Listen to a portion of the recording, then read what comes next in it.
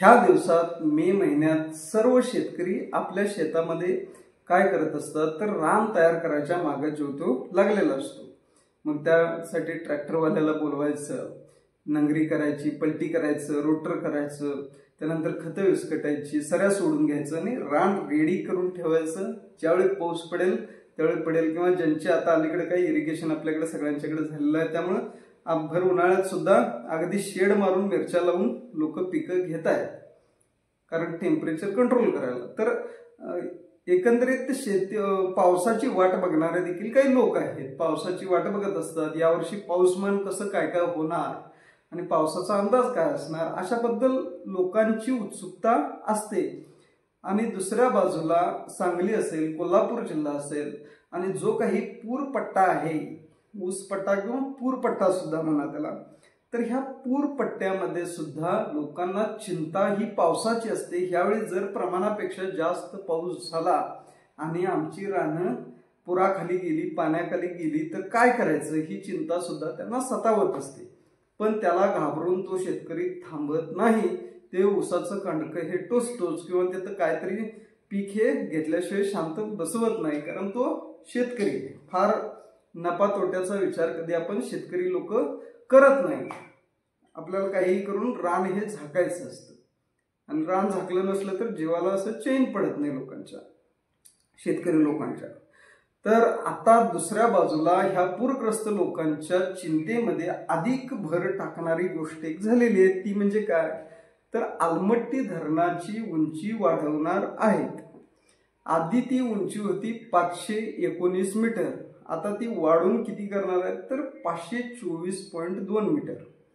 524.2 metre म्हणजे साधारण 5 metre आणि वरती 2 फूट 2 पॉइंट इतकी उंची वाढवणार आहेत। आलमट्टी धरणामुळे आपल्याकडे पूर येतो ही थिअरी आपल्याकडे 2005च्या पुरापासून आहे। 2005ला जेव्हा पूर आला होता तेव्हापासून लोकांना आलमट्टी धरण हे कळालं आणि आलमट्टी धरण आम्हाला तर त्यावेळेस कळालं। तर 2005ला सुद्धा आलमट्टी धरणामुळे पूर आला असा राजकारणात आरोप होत होता। त्यामध्ये उपमुख्यमंत्री, तत्कालीन उपमुख्यमंत्री आर पाटलांचा सुद्धा हा आरोप होता। आता दुसऱ्या बाजूला त्यावेळेस 2005 मध्ये स्वर्गीय अजित नरदेंनी एक पुस्तक लिहिलं होतं। त्या पुस्तकाचं नाव आहे की धरण आलमट्टीचे मरण शेतकऱ्यांचे अश्रू मगरींचे आणि भवितव्य शेतकरी आंदोलनाची, असं त्या पुस्तकाचं नाव आहे। आणि त्यावेळी त्यांनी ज्यावेळी तो पूर आला, महापूर आला 2005चा, त्यावेळी ते सगळ्या ठिकाणी गेले, फिरले, सगळ्यांशी डायलॉग केला, संवाद केला आणि त्यानंतर एक संशोधन करून पुस्तक लिहिलं। ते हे पुस्तक आता जे टायटल सांगितलं ते, तर अजित नरदे यांच्या म्हणण्यानुसार, त्या म्हणण्यानुसार किंवा संशोधनानुसार, अभ्यासानुसार आलमट्टी धरणाचा आणि आपल्या इथं जो पूर येतो त्याचा काहीही संबंध नाही। आणि त्यासाठी त्यांनी जे काही त्यांच्या नजरेला जे काही पडलं ते त्यामध्ये त्यांनी सांगितलेलं होतं त्या पुस्तकामध्ये। तर त्यांचं म्हणणं असं आहे की आलमट्टी धरणावरती पाणी पातळी ही 517 मीटर आहे आणि महाराष्ट्राच्या हद्दीतील कृष्णा नदीची पाणी पातळी ही 537 मीटर आहे। म्हणजे सांगली ही आलमट्टी धरणापेक्षा 20 मीटर साधारण वरती आहे पाणी पातळी। जर पाणी पातळी जर वरती असेल तर साधारण पाण्याचा फ्लो असा घसरत जातो। पाणी कधीही म्हणजे वाफ होते पाण्याची, पण पाणी असं कधी वर उडून जात नाही, ते खालीच घसरत जात असतं। त्यामुळे 537 मीटरकडून 517 मीटरकडे पाणी हे घसरत जात असतं, त्यामुळे फ्लो देखील मोठा असतो। आपण सुद्धा 2005चे पूर बघितलेले असेल। काय होतं की पुरात ज्यांचं काही नुकसान होतं त्यांचं नुकसान झालेलंच असतं, मात्र अनेक लोकांसाठी ज्यांच्याकडे पूर येत नाही त्यांच्यासाठी पूर म्हणजे हे पर्यटन असतं। म्हणजे आता तुम्ही अंकली पुलावर बघाल तर अंकली पुलावरती असं मक्का वगैरे, मक्याची कणसं वगैरे विकायला असतात। पूर आलेले तर ते नुकसानात बिचारे असतात, पण इकडे हे बघायला गेलेले लोक मक्यावरती लिंबू मीठ चटणी पिळून मस्तपैकी दणका देत असतात, भेळ खात असतात। खारे शेंगदाणे, भाजलेले शेंगदाणे वगैरे खात असतात. त्या लोकांना काही संबंधितांना दुःख नसतं. पण हे कशासाठी सांगतो तर लोक पाणी पातळी बघायला येत होते, आपण पण जात होतो, आपल्यापैकी अनेकांनी पाणी पातळी बघितलेली आहे. तर जो मेन प्रवाह आहे अंकली पुलावरचा तो कधी तुंबलेला तुम्हाला दिसला का? तर तुंबलेला कधीही नव्हता. त्या पाण्याला अफाट स्पीड होता. पाण्याच्या प्रवाहात बोट घालायचं धाडस कुणाच्या सुद्धा बापानं केलेलं नव्हतं.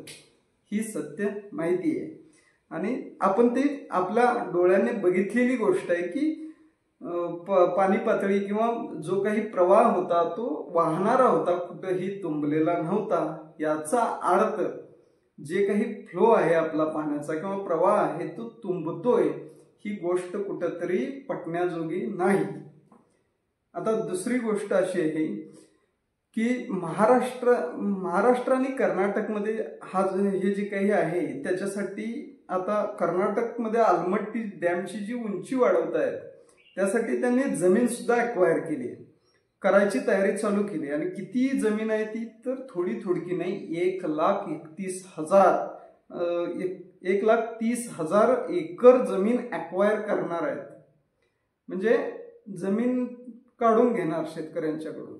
आपल्याकडे सुद्धा काढून घेतात रस्त्यासाठी, तशी ती जमीन त्या लोकांकडून काढून घेत आहेत. 1,30,000 एकर इतकं जमीन कर्नाटक शासन शेतकऱ्यांच्याकडून काढून घेत आहे, अशा बातम्या आहेत टाइम्स ऑफ इंडिया वगैरे गोष्टी, म्हणजे त्या पोर्टलवरती. तर ही पातळी वाढल्यानंतर आता परत 519चं 524.2 मीटर झाल्यानंतर आणि परत आपल्या महाराष्ट्रामध्ये जी पाणी पातळी वाढणार आहे त्याचं काय करायचं आणि वाढेल असं वाटून आपल्याकडे सर्वपक्षीय नेते एकत्र आलेले आहेत आणि त्यांनी चक्काजाम आंदोलन करायचं सुद्धा ठरवलेलं आहे. चक्काजाम कुठं करणार आहेत? महाराष्ट्रात. आलमट्टीची उंची कुठं वाढत आहे? कर्नाटकात. दुसरी गोष्ट, महाराष्ट्रात अंकली पुलावरती चक्काजाम करून त्याचा परिणाम काय होणार आहे हा प्रश्न आहे. म्हणजे शेतकरी हे पूरग्रस्त शेतकरी हे पिचलेले आहेत, त्यांना कळालेलं आहे की आपल्याला दरवर्षी ह्या अडचणीला तोंड द्यावं लागतं. पण म्हणून त्या अंकली पुलावरती सर्वपक्षीय लोक येऊन काय करणार आहेत असा देखील एक प्रश्न माझ्यासारख्याच्या मनात येतो.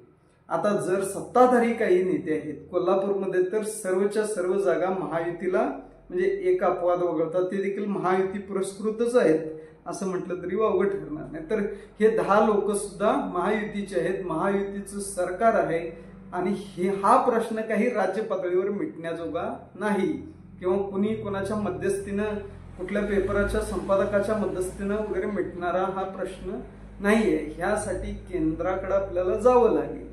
मग त्यासाठी केंद्राकडं ह्या सर्व लोकांनी जावं, सर्वपक्षीय लोकांनी, आणि तिथं जाऊन मिटवावं. त्याच्या वाटणीचं ह्या अंकली पुलावरती ह्या सर्व लोकांनी जमायचं आहे आणि तिथं आपल्याच महाराष्ट्रातील लोकांचा चक्का जाम करायचा आहे. आणि ह्यामुळं होणार काय आहे तर आलमट्टीची उंची वाढायची थांबणार आहे. हे सगळं ह्या आंदोलनातून साध्य काय होणार ह्याचा विचार केला तर ह्या आंदोलनातून साध्य काही होईल असं वाटत नाही. त्यामुळे आलमट्टी धरणामुळे पूर येतो ही एक थेरी आहे. दुसऱ्या बाजूला त्या विरोधात परत कर्नाटक सरकार उंची वाढवत आहे, त्याच्या विरोधात आपले लोक, सर्वपक्षीय नेते लोक आंदोलन करतायत. आता सर्वपक्षीय नेते लोक आले म्हणजे कार्यकर्ते सुद्धा आले. आम्ही काही कुठल्या तरी पक्षाचे समर्थक आहोत, पण फारसं ह्या आंदोलनात काहीही पटलेलं नाही. आता ही पाणी तुंबतं वगैरे थेऱ्या ह्या आलमट्टीमुळे कशा काय मनात येतात काय कळत नाही. जर ही पाण्याची पातळी त्यावेळी 517 मीटर ही आलमट्टीची असली आणि 537 म्हणजे 20 मीटर उंच सांगलीचं असेल तर सांगलीचा फ्लो तिकडे जातो. पात्र देखील प्रवाहित दिसतं, पात्रात जोरदार पाणी वाहत असतं. हे आपण आपल्या डोळ्यानं बघितलेलं आहोत. तरी देखील अशा थेरी आपण मान्य करत असतो.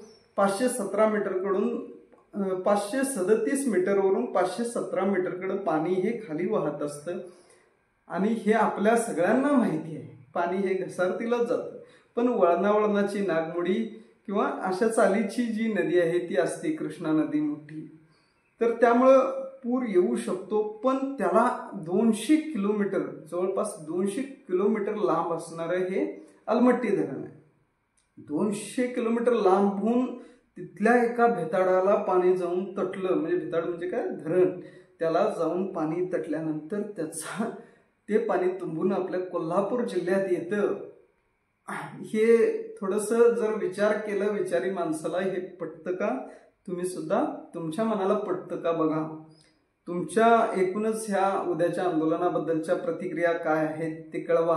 आणि जर खरोखरच ते जरी मान्य केलं, अलमट्टीमुळे आपल्या इकडे पूर येतो हे मान्य जरी आपण केलं, तरी सुद्धा अंकलीमध्ये आंदोलन करून काय फायदा आहे? जावा ना, शिष्टमंडळ घेऊन केंद्रात जावा. केंद्रामध्ये देखील महायुतीचं सरकार आहे, महाराष्ट्रामध्ये महायुतीचं सरकार आहे, जाऊन कर्नाटकाच्या शासनावर काँग्रेस सरकार आहे. असं देखील भाजप किंवा महायुती ही काँग्रेसच्या सरकारावर दबाव आणण्यासाठी फेमस आहे. त्यामुळे तिथं जायला काय अडचण आहे? आणि त्याच्या वाटणीचा आपण आपल्याच भागात आंदोलन सर्वपक्षीय नेत्यांनी जमून करायचं, आपल्याच महाराष्ट्रातील वाहनं अडवायची आणि लोकांचं लक्ष खेचायचं. हे फक्त लोकांच्या तोंडाला किंवा पूरग्रस्तांच्या तोंडाला पानं पुसायचा प्रकार आहे असं आमचं मत आहे.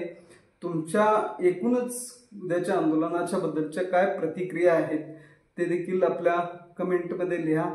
व्हिडिओ जर पटला असेल तर लाईक करा, नाही पटला असला सोडून द्या. पण हे एक लक्षात ठेवा की उंचीची भानगड जी आहे ती अशी आहे की सांगलीतील कृष्णा नदीची पाणी पातळी ही समुद्रसपाटीपासून 537 मीटर आहे आणि अलमट्टीची 517 मीटर आहे. वरतून खाली पाणी जात असतं. हे एवढं जरी लक्षात ठेवलं तरी चिक्कार होईल. तुमच्याकडं काही लेटेस्ट जर संशोधन असेल तर द्या. मला जर शक्य झालं तर मी ती जी काही PDF आहे अजित नरदे सरांनी लिहिलेली ती सुद्धा गुगल ड्राईव्हवरती अपलोड करून त्याची लिंक डिस्क्रिप्शन बॉक्समध्ये द्यायचं बघतो. जरी आज शक्य झालं नाही तरी आज उद्या कधीतरी ती डिस्क्रिप्शन बॉक्समध्ये लिंक देईन असं जाहीर करतो. धन्यवाद, थँक्यू. जर चॅनलला सबस्क्राईब केलं नसेल तर तेवढं करून घ्या.